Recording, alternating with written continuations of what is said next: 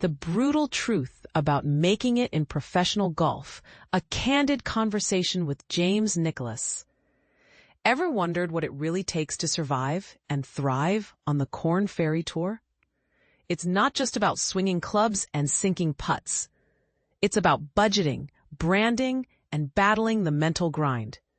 James Nicholas, the refreshingly candid pro golfer with over 500,000 social media followers, is here to spill the beans.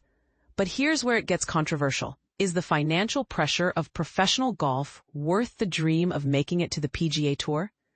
Nicholas, a New York native who secured his 2026 KFT card and made the cut at this year's U.S. Open, recently pulled back the curtain on his 2025 finances. Spoiler alert, it's not all birdies and bonuses. In a raw conversation with Gianni Magliocco, Nicholas breaks down the numbers from his $4,000 weekly budget, which can balloon to $5,800, to the unexpected costs that blew his $110,000 to $125,000 plan out of the water. And this is the part most people miss. His caddy's bonus alone added $30,000 to his expenses.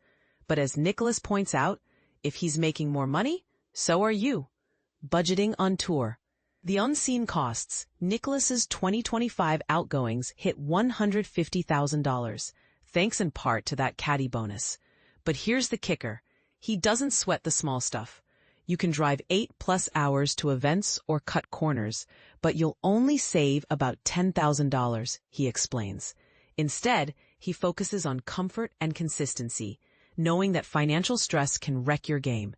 If you're pressed for money, golf gets a lot harder, he admits. That's why he's built a brand beyond the course, leveraging social media to create income streams that keep him financially stable.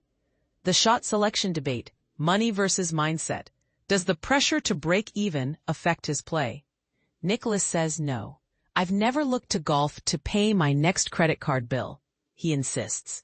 But here's a thought-provoking question. Does the financial grind of the Korn Ferry Tour force players to prioritize survival over skill development?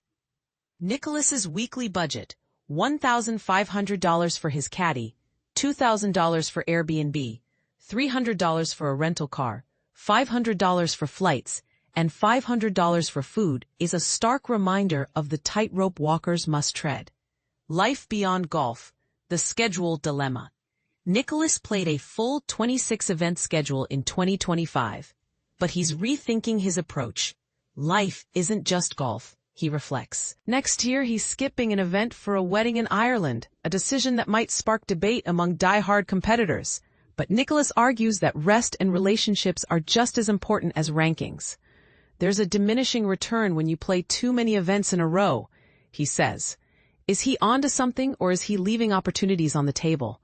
The secret weapon, not a club but consistency, when asked about his biggest improvement this season. Nicholas doesn't point to a single club. Instead, he credits his overall growth as a player. Everything is a little sharper, he says, from decision-making to his reliable putting.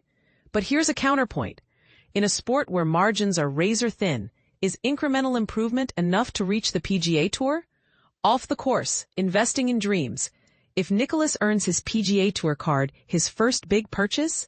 A house for him and his wife. But don't expect flashy cars or luxury items. I'd rather spend my money on trips and memories, he says. This raises an interesting question. In a world obsessed with material success, is Nicholas's focus on experiences a refreshing perspective or a missed opportunity for brand building? Content creation, the double-edged sword. Nicholas has been creating content since he was 11, but balancing it with a pro golf career isn't easy. It takes a mental toll, he admits, especially during the off-season. His rule? Post everything he films, even the bad rounds. It creates pressure, he explains, which he believes improves his game. But here's a controversial take. Are golfers like Nicholas blurring the line between athlete and influencer? And does it compromise their authenticity?